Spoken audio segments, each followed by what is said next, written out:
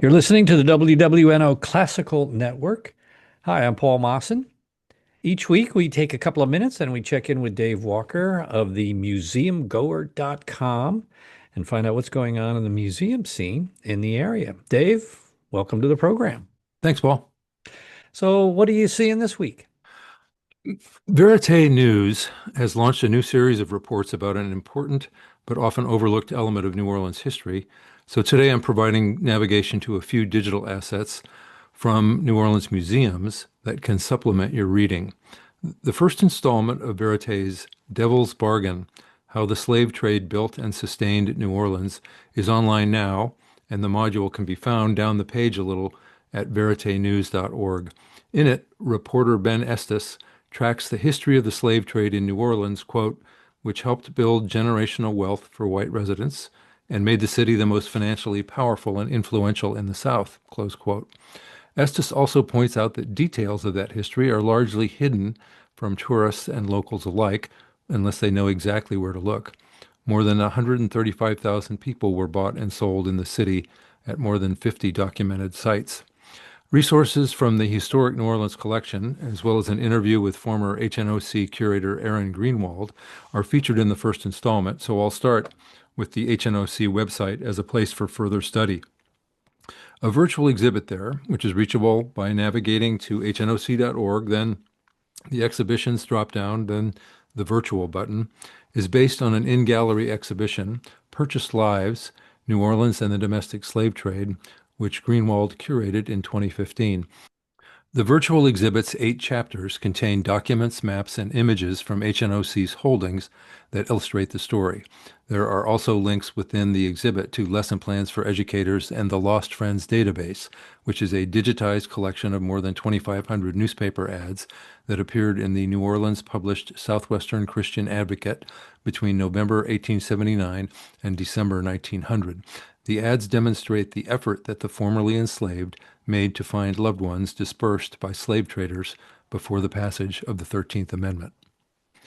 Elsewhere, the website for the Herman Grima and Gallagher Historic Houses, find it at hgghh.org, contains 2 digital destinations related to this subject.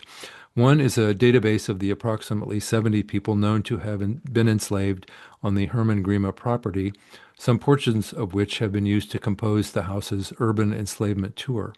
Another resource is Shifting Landscapes, Slavery and the Built Environment, a virtual tour of Gallagher House that contains architectural and domestic information, but mainly focuses on the lives of 4 enslaved people who lived and labored in the home between its completion in 1860 and the 1865 end of the Civil War.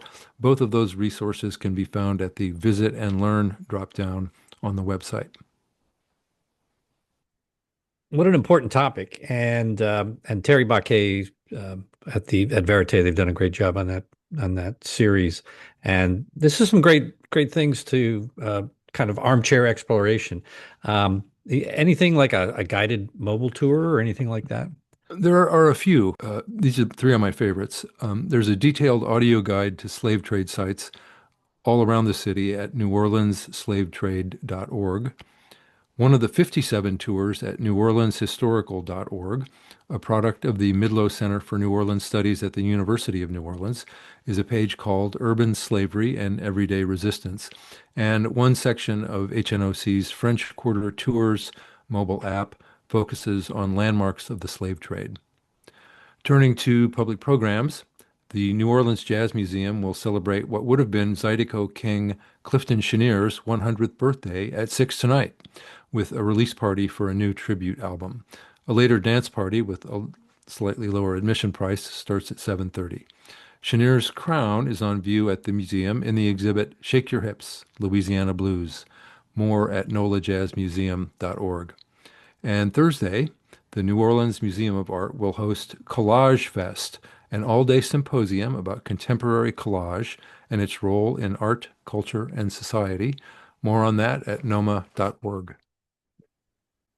And as always, you can find out more about anything that we've talked about here at Dave's website.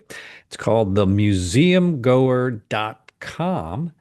And on there as well, if the audio presentation you're hearing right now is has in any way piqued your curiosity about what we look like, well, be curious no longer. You can go to Dave's website and see a video of our conversation, right, Dave? And see us in all our splendor and glory Yeah, it's a sharp look behind the scenes. Yeah. behind the curtain or in front of the curtain, depending on where you look. That's at themuseumgoer.com. We check in with Dave Walker each week, find out what's going on. And Dave, thank you so much. And we'll catch up with you next week. See you then. Thank you.